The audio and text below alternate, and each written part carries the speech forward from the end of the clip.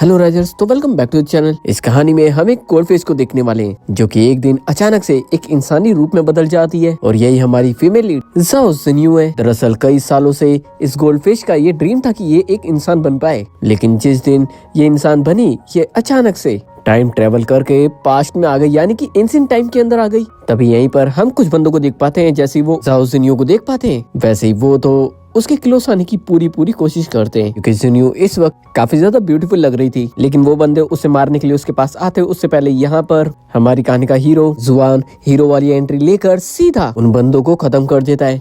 और जो जुआन है वो एक क्राउन प्रिंस है। जिन्यू तो यहाँ पर सोच रही थी कि हमेशा इंसान फिश को मारते हुए आए हैं, लेकिन इस इंसान ने मुझे बचाया। लेकिन तभी जुआन तो वहाँ पर बेहोश हो जाता है। तभी जिन्यू तो सोचने लग जाती कि आखिर मैं इस बंदे की हेल्प कैसे करूं। वो तो इधर उधर देखकर आवाजें भी लगाती है कि तभी उसे एक वॉइस सुनाई देती है और वो वॉइस होस्ट का वेलकम करती है, जिससे हमें ये पता चल जाता है कि ये कोई रियल वर्ल्ड नहीं है बल्कि ये एक नोवेल वर्ल्ड है। और यहीं पर जिन्यू को पता चलता है कि जब तक वो क्राउन प्रिंस के पास रहेगी, यानी कि जुआन के पास रहेगी और उसका हाथ पकड़ेगी तो उसकी लाइफ वरना और बढ़ जाएगी। अगर वो उसे हक करेगी तो उससे उसकी लाइफ डबल हो जाएगी, लेकिन वो उसे किस करेगी तो उसकी लाइफ 24 आवर्स बढ़ जाएगी। अभी इस वक्त जिन्यू को ये नहीं पता था कि जुआन एक प्रिंस है। जुआन की जैसी आंखें खुलती है वो जिन्यू से कहता है कि मुझे मेरे घर पर लेकर चलो, और फिर वो तो उसे एक छोटे से घर पर लेकर आ जाता है। और यहाँ पर जब वो बिस्तर के ऊपर लेटा हुआ था तब जिन्यू खुद से कहती है कि क्या मैं इसे हक करूँ तो सच में क्या मेरी लाइफ इंक्रीज होगी। जैसे वो उसे हक करती है उसकी तो लाइफ बढ़ जाती है। अभी तो उसकी 5 आवर्स लाइफ बढ़ी थी, सो इसे वो तो उसे किस करने का सोचती है और वो किस करने के लिए जा रही थी। तभी वहाँ पर कुछ लोग आ जाते हैं और वो दूर हो जाती है फटाफट से। जिसके साथ ही हमें यहाँ पर ये चीज भी पता चलती है कि जो जिन्यू के डैड थे उन्होंने जिन्यू को ओनली 100 युआन में बेच दिया था। और अभी जब एक लेडी जिन्यू की हेल्प करने की कोशिश कर रही थी तो उसके डैड वहाँ पर भी आकर उसके ऊपर चिल्लाने लग जाते हैं। लेकिन उनके साथ जो लोग आए हुए थे उन्हें जब ये पता चलता है कि इस बेकार बंदे ने अपनी बेटी को 100 कॉइंस के अंदर बेच दिया है तो वो तो उसी के ऊपर गुस्सा करने लग जाते हैं। लेकिन यहाँ पर जो लेडी खड़ी हुई थी वो चिल्ला कर कहती है कि जिन्यू अब से पेई फैमिली की मेंबर है। इसके बाद हम रात का सीन देख पाते हैं। हम जिन्यू को देख पाते हैं जो कि जुआन के पास बैठी हुई थी और सोच रही थी कि कब यहाँ से सब लोग जाएंगे और कब मैं इसे किस करके अपनी लाइफ इंक्रीज करूंगी। और जैसे वहाँ से सब जाते हैं वो तो तुरंत ही जुआन को किस कर लेती है, जिससे उसकी लाइफ साइकिल 24 आवर्स और बढ़ गई थी। तब यहाँ पर जुआन का छोटा भाई आ जाता और जिन्यू को इस तरीके से देख लेता, लेकिन जिन्यू तो घबराती है, लेकिन फिर कुछ बबल्स निकाल कर उसे सब कुछ भुला देती है। इसके बाद जिन्यू उस लेडी के साथ जा रही थी जिसने उसकी हेल्प करी थी। वो रास्ते में एक बंदे को देख पाती है, दूर से उसकी लाइफ साइकिल उसे साफ साफ नजर आ रही थी जो कि खत्म होने वाली थी, यानी कि कुछ टाइमर चल रहा था 10 9 8 7 6 5 4 3 2 1 0 और वो बंदा वहाँ पर टपक जाता है। दरअसल इस जगह पर कुछ तो प्रॉब्लम चल रही थी। तो जिन्यू मन के अंदर भी कहती है कि मैं कैसे इन सभी लोगों की मदद कर सकती हूँ। तब यहाँ पर जिन्यू उसके साथ वाली लेडी को भी देख पाती है, उसके ऊपर भी कुछ टाइमिंग चल रही थी 20 आवर्स की, यानी कि 20 आवर्स के बाद वो भी जिंदा नहीं रहेगी। वही दूसरी तरफ जुआन को भी शक हो गया था कि दुश्मन इस जगह पर हमले की तैयारी कर रहे हैं। अब जिन्यू सीधा गाँव वालों से कहते कि उनके ऊपर कुछ मुसीबत आने वाली है, तो वो यकीन नहीं करते। इस वजह से वो उन्हें लालच देती है कि माउंटेन्स के ऊपर कुछ तो गोल्ड मिला है, जिसके लालच में सारे गाँव वाले वहाँ पर भाग जाते हैं। और जब दूसरे राज्य के दुश्मन यहाँ पर हमला करते हैं तो सभी लोग बच जाते हैं। वही जुआन तो ये सोच रहा था कि मैं इन्हें बचाने की कोशिश कर रहा था, लेकिन इस लड़की ने कैसे इन सबको बचा लिया। जरूर इस लड़की के अंदर कुछ तो अलग है। लेकिन फिर भी जुआन जिन्यू से कहता है कि आखिर तुम्हें इन सब चीजों के बारे में कैसे पता था। जिन्यू तो मन के अंदर कहती है कि अगर तुम्हें मैंने सच बता दिया तो तुम मुझे मेंटल समझोगे, कहीं मेंटल हॉस्पिटल के अंदर डालना दो। इस वजह से जिन्यू तो बातें घुमा देती है। अब जिन दुश्मनों को यहाँ पर पकड़ा गया था उसमें से एक बंदा आकर जुआन के ऊपर हमला करने वाला था, उससे पहले जिन्यू उसके आगे आ जाती है और उसके हाथ पर चोट लग जाती है। जुआन ये देख कर कम्प्लीटली शॉक तो होता है, साथ में उसे अच्छा भी लगता है कि जिन्यू ने उसे प्रोटेक्ट किया। और जिन्यू तो इसी मौके का फायदा उठाते हुए जुआन के गले लग जाती है कि उसे तो अपनी लाइफ साइकिल बढ़ानी थी। इसके साथ ही अब ये सभी माउंटेन से नीचे जाने के लिए निकल जाते हैं, जहाँ रास्ते में चलते चलते जिन्यू का पैर फिसल जाता है और वो सीधा गिरने वाली थी, उससे पहले ही जुआन उसे पकड़ लेता है और वो भी काफी ज्यादा रोमांटिक तरीके से। अब ये सभी आगे की तरफ बढ़ती हैं कि तभी इनके सामने कुछ डेड बॉडीज पड़ी मिलती है। जुआन उनको देखने के बाद बताता है कि ये पुरानी डेड बॉडीज है। जिन्यू आगे बढ़ती है क्योंकि उन्हें रुकने के लिए जगह चाहिए थी। तभी उसका पैर किसी चीज से टकरा जाता है जिसकी वजह से उसे चोट लग जाती है। जुआन ये चीज देख लेता है, वो जिन्यू को रोकता है, उसके पैर देखता है जहाँ पर काफी ज्यादा चोट लग गई थी, लेकिन जिन्यू उससे कह रही थी कि मैं अभी भी चल सकती हूँ। लेकिन जुआन तो उसे अपनी गोद में उठा लेता है। गोद में उठाने की वजह से जिन्यू को तो 24 आवर्स की लाइफ और ज्यादा मिल जाती है। लेकिन वो मन के अंदर ये भी सोच रही थी कि अगर मैं इसके साथ वन नाइट स्टैंड करती हूँ तो इससे तो मेरी लाइफ 1 साल बढ़ जाएगी, क्या मुझे ये करना चाहिए। नेक्स्ट जिन्यू नोबल के सिस्टम से कुछ राइस लेती है, वो एक जगह पर रखी थी। तभी एक साउ नाम का बंदा उस जगह पर आकर राइस चोरी करने की कोशिश करता है, लेकिन जिन्यू तो उसे देख लेती है और वहाँ पर शोर मचाने लग जाती है। लेकिन वो बंदा जिन्यू को मारने के लिए जाता उससे पहले ही जुआन यहाँ पर आकर उसे रोक देता है। लेकिन साउ का बेटा यहाँ पर आ जाता है और वो जुआन को मारने के लिए जाता है, लेकिन जुआन तो उसमें एक जोरदार थप्पड़ मारकर उसे दूर कर देता है। यहाँ पर काफी सारे लोग भी आ चुके थे जिनके सामने साउ और उसकी बेटी काफी ज्यादा इंसल्ट हो जाती है। इस वजह से उन्हें ना चाहते हुए भी यहाँ से जाना पड़ जाता है। लेकिन जाते जाते भी जिन्यू उससे कहती है कि जो राइस तुमने चुराए हैं वो चुपचाप से इधर ही रख दो। इसके बाद जब जिन्यू अपने कमरे के अंदर बैठे हुई थी तभी उसे बाहर जाने की परमिशन नहीं थी क्योंकि उसके पैर में चोट लगी थी। जुआन का छोटा ब्रदर जैसे वहाँ पर आता है, जिन्यू तो उससे कहती है कि मुझे यहाँ पर तुम लोगों ने पकड़ के रख रखा है, मुझे बाहर घूमना है। और वो तो जिन्यू के ब्रदर की बैक पर चढ़ जाती है और फिर वो उसे उठाकर बाहर की तरफ लेकर आता है, जहाँ पर जुआन जिन्यू को उसके छोटे ब्रदर के साथ देख पाता है। वो भी उसकी बैक पर, उसे अच्छा तो नहीं लगता, उसे जेलसी हो रही थी और इस बात को जिन्यू भी समझ पा रही थी। जैसे ही जुआन का ब्रदर यहाँ से जाता है, जुआन तो जिन्यू को उठाकर उसके रूम के अंदर लेकर आ जाता है और जब वो जिन्यू को अपने साथ अंदर लेकर आता है तो जिन्यू तो मन के अंदर यही सोच रही थी कि क्या मुझे इससे पूछना चाहिए कि ये मेरे साथ वन नाइट स्टैंड करना चाहता है या फिर नहीं। फिर तो जिन्यू साफ साफ जुआन से पूछ ही लेती है। जुआन उसके मुंह से ये सुनने के बाद कम्प्लीटली शॉक था, वो तो रुक ही जाता है एक जगह पर। जिन्यू जुआन की शक्ल देखती है तो वो तो कहती है कि क्या तुम मेरे साथ शादी करना चाहोगे। जुआन जिन्यू से कहता है कि ये कोई बच्चों का खेल नहीं है, ये तुम सिर्फ वन नाइट स्टैंड के लिए शादी कर लो। अब नेक्स्ट है ये सभी के सभी लोग पेंगुइन सिटी पहुंच जाते हैं, लेकिन वहाँ पर ये लोग एंटर करते उससे पहले कुछ गार्ड्स खड़े हुए थे, जिन्हें देखने के साथ साथ सुमन तो कहता है कि ये लोग मुझे पहचान लेंगे, अब मैं क्या करूं।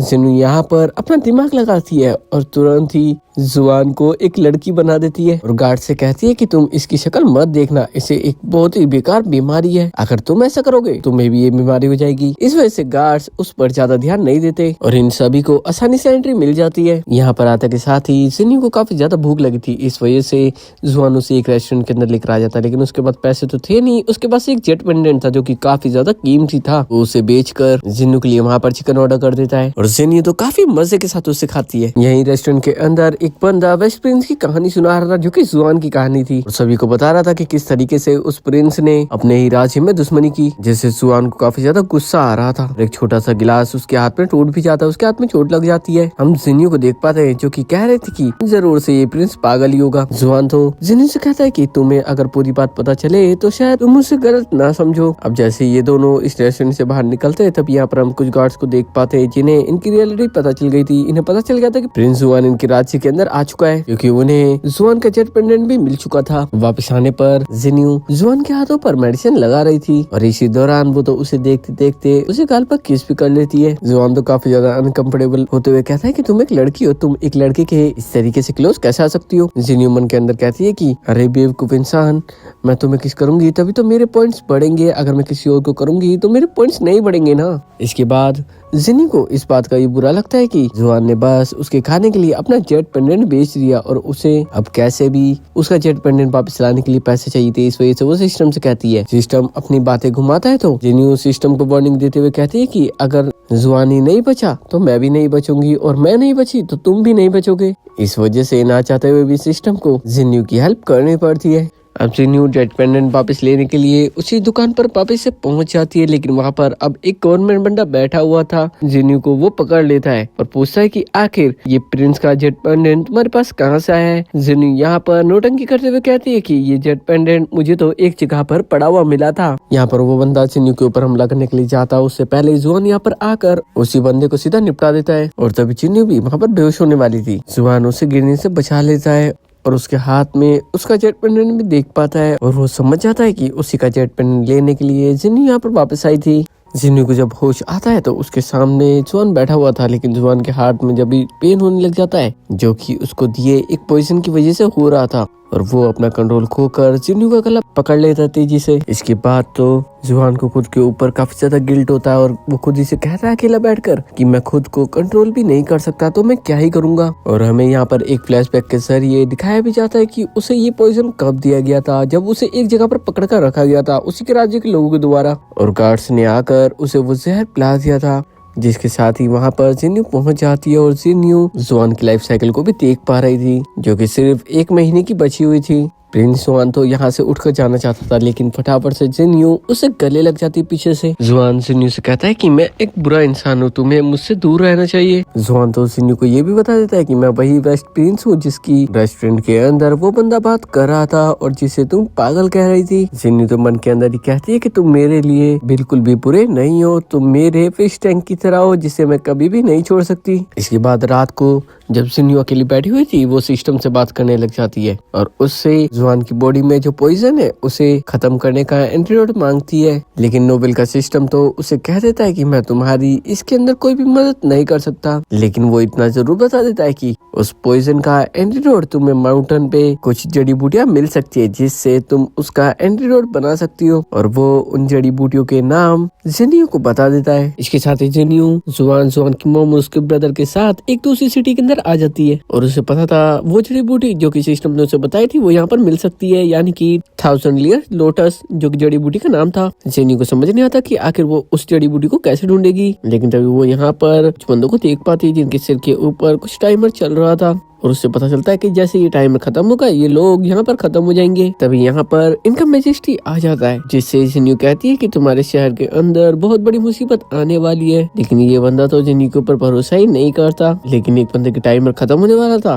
तो जिन्यू से बता देती है कि वो टपकने वाला है और वो बंदा तुरंत ही टपक जाता है, जिससे इस मैजिस्ट्री को यकीन हो जाता है कि जिन्यू सच बोल रही है। इस वजह से सबसे पहले ये बंदा इस सिटी के सारे गेट बंद करवा देता है ताकि कोई भी यहाँ पर अंदर ना आ सके। फिर मैजिस्ट्री जिन्यू से कहता है कि आखिर मैं अपने सिटी के लोगों को कैसे बचा सकता हूँ। जिन्यू सिस्टम से पूछती है और फिर मैजिस्ट्री को बता देती है हमें गार्लिक और अनियन से एक मेडिसिन बनानी है जिससे यहाँ पर जो बीमारी फैल रही है वो खत्म हो जाएगी। इसके साथ साथ जिन्यू यहाँ पर उस मैजिस्ट्री की मदद से 1000 ईयर फ्लावर भी ढूंढ लेती है जो कि जुआन के पॉइजन का एंटीडोट था।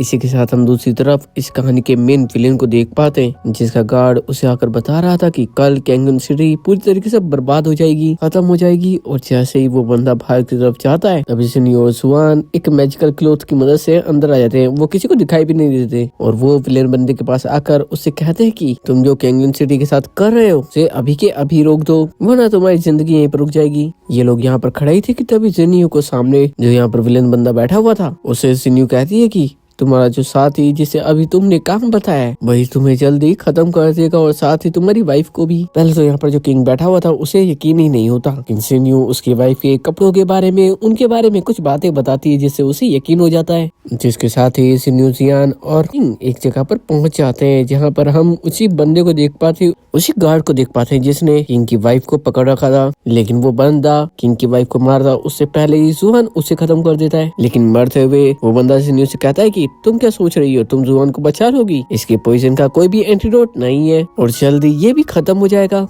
जिन्यू कैसे तो जुआन को घर पर लेकर आती है और जुआन से बिल्कुल भी कंट्रोल नहीं हो रहा था। इस वजह से जिन्यू खुद ही उसके क्लोज जाने का फैसला कर लेती है कि उसके क्लोज जाने से लाइफ बढ़ती ना, इसलिए वो इतना अच्छा मौका कैसे खो सकती थी। इसके बाद दोनों वो 1000 ईयर लोटस और लेकर इस जगह से निकल जाते, लेकिन जब वो यहाँ से जा रहे थे तभी उन्हें एक जगह किंग के बारे में पता चलता है जो की काफी ज्यादा लालची था। वहाँ की प्रजा उसे जरा सा ही पसंद नहीं कर रही थी। जिन्यू को जैसे ये चीज पता चलती है वो तय करती है कि वो रिच लोगों का सामान लूट कर गरीब लोगों में बांट देगी। दोनों वापस से गायब होने वाला क्लोथ लेते वहीं पहुंच जाते हैं। अगर आपके पास ऐसा क्लोथ होता तो आप क्या करते, कमेंट में जरूर बताना। तभी यहाँ पर एक बंदा घुस जाता है जिसने अपना चेहरा छुपा रखा था। उसके हाथ में कुछ तो बांसुरी थी जिसे जैसे ही वो बजाने लगता है जुआन को कुछ तो होने लग जाता है, उसके हाथ में पेन होने लग जाता है। लेकिन वो बंदा अपनी तलवार से जुआन के ऊपर हमला करता उससे पहले ही जिन्होंने सिस्टम से एक फ्यूचर वेपन ले लिया था जिससे वो उस बंदे को टपका देती है। तभी यहाँ पर इस जगह का किंग भी आ जाता है और जैसे वो आता है न्यू एक पाउडर की मदद से उसे बेहोश कर देती है और जब उसे होश आता है तो वो बंदा वो होता है। जिसके साथ ही हमें यहाँ पर ये चीज पता चलती है कि जो जुआन है वो इनका नेफ्यू है और ये कोई बुरे इंसान नहीं है बल्कि इनके बारे में अफवाह फैलाई गई है बाहर।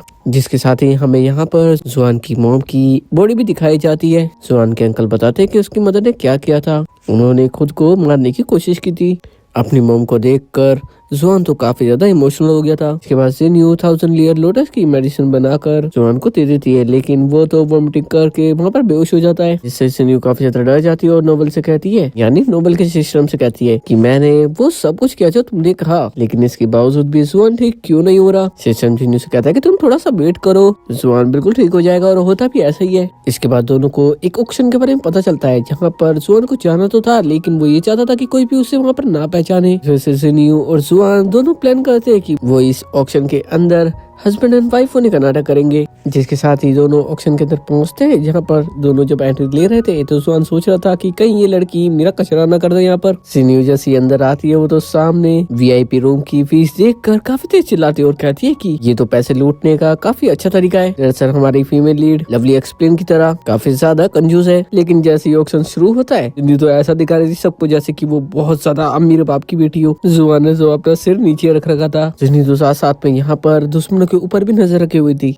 इसके साथ ही हम जुआन के ब्रदर को देख पाते हैं जो कि बाहर से भाग रहा था किसी से बचते हुए। एक गार्ड उसके ऊपर हमला करने वाला था, लेकिन उससे पहले यहाँ पर जुआन आकर उस बंदे को खत्म कर देता है। और वहीं जहाँ पर ऑक्शन हो रहा था वहाँ पर एक बंदा था, यानी कि कोल्ड बंदा, जो कि जिन्यू के ऊपर हमला करने वाला था, लेकिन जुआन कैसे तो जल्दी से यहाँ पर भी वापस आ जाता है। लेकिन तभी जुआन बेहोश भी हो जाता है, इस वजह से जिन्यू को जल्दी से उसे वापस लेकर आना पड़ता है। और जब जुआन को वापस से होश आता है तो जिन्यू तो बिना कुछ कहे सबसे पहले उसे किस कर दिए। यहाँ पर जिन्यू जुआन को ये बात बताती है कि जो बंदा मुझे मारने वाला था महल के अंदर, दरअसल उसे भी कोई और कंट्रोल कर रहा है, उसकी वाइफ को और उसके बच्चे को पकड़कर। जिसके बाद वो बंदा वापस से जुआन से और जिन्यू से माफी भी मांगता है। इसके बाद जुआन कुछ दिनों के लिए बाहर की तरफ जाता है तो जिन्यू को तो उसकी काफी ज्यादा याद आने लग जाती है। जब जुआन का ब्रदर उसे कहता है कि क्या तुम्हें उसकी काफी ज्यादा याद आ रही है, जिन्यू खुद से सवाल करती है कि अरे हाँ, मुझे उसकी याद क्यों आ रही है। तो छोटे ब्रदर से कहती है कि मुझे उसकी कोई भी याद नहीं आ रही है। ब्रदर तो उसे चिढ़ाने लग जाता है। जिसके साथ ही जुआन जब जिन्यू के सामने आता है तो जिन्यू से उसे कह देती है कि अब तो तुम्हें कोई और लड़की पसंद आ गई होगी। जुआन कहता है तुम्हें जेलसी हो रही क्या। जिन्यू कहती है कि मुझे जेलसी क्यों होगी, लेकिन इसके साथ साथ जिन्यू मन के अंदर ये भी कहती है कि मैं बार बार इसके बारे में क्यों सोच रही हूँ, क्या इसी को तो इंसान प्यार नहीं कहते। दुनिया पर ज्यादा कुछ तो नहीं कहती, वो तो सीधा जुआन के क्लोज जाती है, उसे किस करती है और वहाँ से भाग जाती है। जुआन को तो कुछ समझ ही नहीं आता कि उसे तो बस अच्छा लग रहा था। इसके बाद जुआन और जिन्यू की शादी हो जाती है और दोनों बाहर की तरफ आके रात को फायरवर्क्स भी देखते हैं। यहाँ पर हम जिन्यू के मन की आवाज सुन पाते हैं जो कि कुछ से कह रहे थे कि मेरी पास्ट लाइफ बिल्कुल भी अच्छी नहीं थी, मुझे सभी ने छोड़ दिया था और मैं हार्ट ब्रोकन थी। जिन्यू को जुआन के साथ काफी ज्यादा अच्छा लग रहा था। जुआन यहाँ पर जिन्यू को किस करने के लिए जा ही रहा था, तभी जिन्यू तो उसे रोक देती है। वहीं दूसरी तरफ हम एक किंग को देख पाते हैं जो कि अपने गार्ड के ऊपर काफी ज्यादा गुस्सा कर रहा था और उससे कह रहा था कि तुम एक जख्मी प्रिंस को भी नहीं मार पाए। साथ ही किंग तो उसे धमकी भी देता है कि अगर तुमने इस बार उन्हें खत्म नहीं करा तो मैं तुम्हारी फैमिली को खत्म कर दूंगा। ये वही गार्ड था जो कि जुआन को बहुत अच्छे से जानता था और ये उन्हें नुकसान भी नहीं पहुंचा सकता था। इस वजह से ये लोग एक अलग प्लान करते हैं। जिसके बाद ये गार्ड वापस से किंग के पास आता है और तो किंग इससे कहता है कि जुआन कहाँ पर है, तुम तो उसे अपने साथ लेकर आने वाले थे, लेकिन अब इसे कौन बताया, वो तो मैजिकल क्लॉथ की मदद से पहले ही अंदर आ चुके थे। जिन्हें यहाँ पर देख कर वो किंग तो काफी ज्यादा डर जाता था। जिन्हें उससे कहती है कि क्या हुआ, तुम्हारी हवा निकल गई क्या। यहाँ पर किंग अपने गार्ड्स को भी बुलाने की कोशिश करता है, लेकिन तभी यहाँ पर जुआन के भी साथी आ जाते हैं जिन्होंने गार्ड को निपटा दिया था। इस वजह से जिन्यू किंग से कहती है कि अब तो तुम्हारा एक भी गार्ड यहाँ पर है ही नहीं। यहाँ पर फिर से वो किंग जुआन को कंट्रोल करने के लिए वही बांसुरी बजाने लग जाता है, लेकिन वो इस बार कंट्रोल ही नहीं होता क्योंकि उसके अंदर का पॉइजन तो खत्म हो चुका था। यहाँ पर किंग के लिए जो बंदा काम किया करता था, किंग ने उसे भी काफी ज्यादा बुली किया था, उसे काफी ज्यादा परेशान किया था। इस वजह से वो बंदा खुद ही किंग को निपटा देता है। जिसके साथ ही सभी घुटनों पर बैठकर जुआन को रिस्पेक्ट देते हैं क्योंकि वही तो यहाँ का क्राउन प्रिंस था। जिसके बाद एंडिंग सीन के अंदर हम एक बार फिर से जुआन और जिन्यू को रेड क्लॉथ के अंदर देख पाते हैं। दोनों काफी ज्यादा अच्छे लग रहे थे इन क्लॉथ के अंदर। एक बार फिर से दोनों एक दूसरे के क्लोज आते हैं और दोनों एक दूसरे को किस करते हैं और इसी के साथ ये ड्रामा यहाँ पर खत्म हो जाता है। तो जान से पहले चैनल को सब्सक्राइब, वीडियो शेयर जरूर से कर देना और साथ ही मेरे second channel true love matters को भी सब्सक्राइब कर देना, जिसका लिंक आपको आई बटन या फिर डिस्क्रिप्शन के अंदर मिल जाएगा। उम्मीद करता हूँ वो वीडियोस भी आपको काफी ज्यादा अच्छी लगेगी क्योंकि वहाँ पर जल्दी ट्रैवल व्लॉग्स आने वाले जो कि काफी ज्यादा यूनिक होने वाले हैं, क्योंकि वो सिर्फ व्लॉग्स नहीं बल्कि एक मिशन है।